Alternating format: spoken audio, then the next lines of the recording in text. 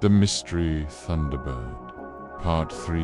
The storm has broken, and the silence that follows is unlike anything the town has ever known. It isn't the kind of silence that brings peace. It's the kind that presses down on your chest, that makes you aware of every breath, every heartbeat. Because when the Thunderbird reveals itself, the world changes, and everyone feels it. The third part of this story plunges us directly into the aftermath of that first true encounter. Our protagonist, shaken and wide-eyed, is no longer just a witness. They are a participant. The sky itself seems to call to them, the wind tugging at their spirit, as if urging them to step forward into something they cannot yet understand. The community, however, is divided. Some declare it a miracle, a sign that the old legends are alive. They speak with reverence, whispering prayers of gratitude. Others claim it is nothing more than a natural storm, a trick of the light, a shared hallucination born of fear. And then there are those who feel only dread, convinced that the Thunderbird's return is not a blessing, but a warning of something darker to come. In the center of this storm of opinions stands the protagonist, carrying the memory of what they saw. For them, it was not illusion, it was real. The wings blotting out the sky, the piercing eyes that seemed to look directly into their soul. The thunder that didn't just shake the ground, but shook something inside their chest. This was no ordinary storm. This was a message. But what kind of message? That is the question that drives this part of the story. The author takes us deeper into native tradition here, weaving together the wisdom of elders and the restless energy of youth. Put around the fire, stories are told. Stories of times when the Thunderbird came before, bringing both protection and destruction. Some tales speak of crops saved, of floods averted.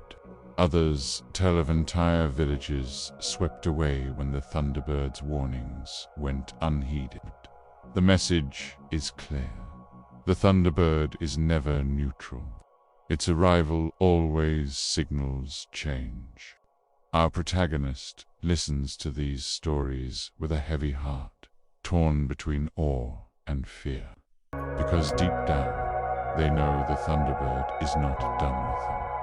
The dreams continue, dreams of wings, storms, voices calling their name. In one vision, they stand at the edge of a cliff, lightning splitting the sky, and the Thunderbird hovers above them. Its eyes burn like fire, and its voice, though wordless, carries a command. Something is being asked of them. Something they are not sure they can give. This is where the personal struggle intensifies. What do you do when destiny calls? Do you run toward it or away from it? The protagonist wrestles with doubt, confiding in friends who cannot understand, turning to elders who give only cryptic answers. At one point, they even try to deny it entirely,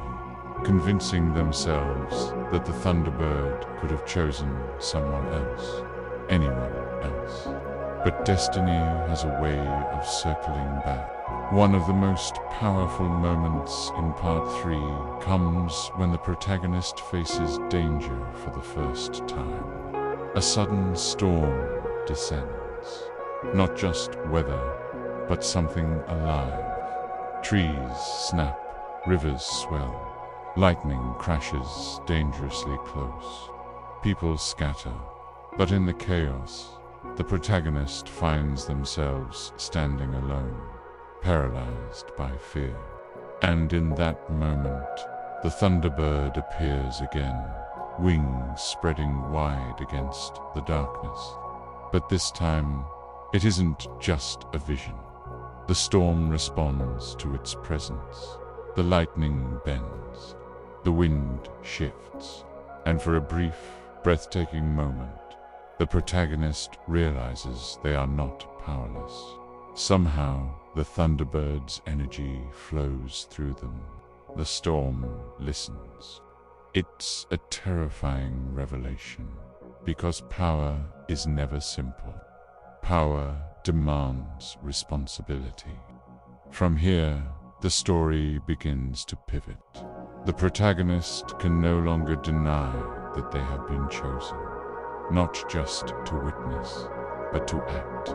The Thunderbird is not simply a symbol or a warning. It is a force that demands balance, and balance cannot be achieved without sacrifice. The final chapters of this section are heavy with foreshadowing. We see hints of a greater storm on the horizon, one that could devastate more than just a single town. We sense that the protagonist's role will not be easy, that every choice they make will carry weight, not only for themselves, but for everyone around them.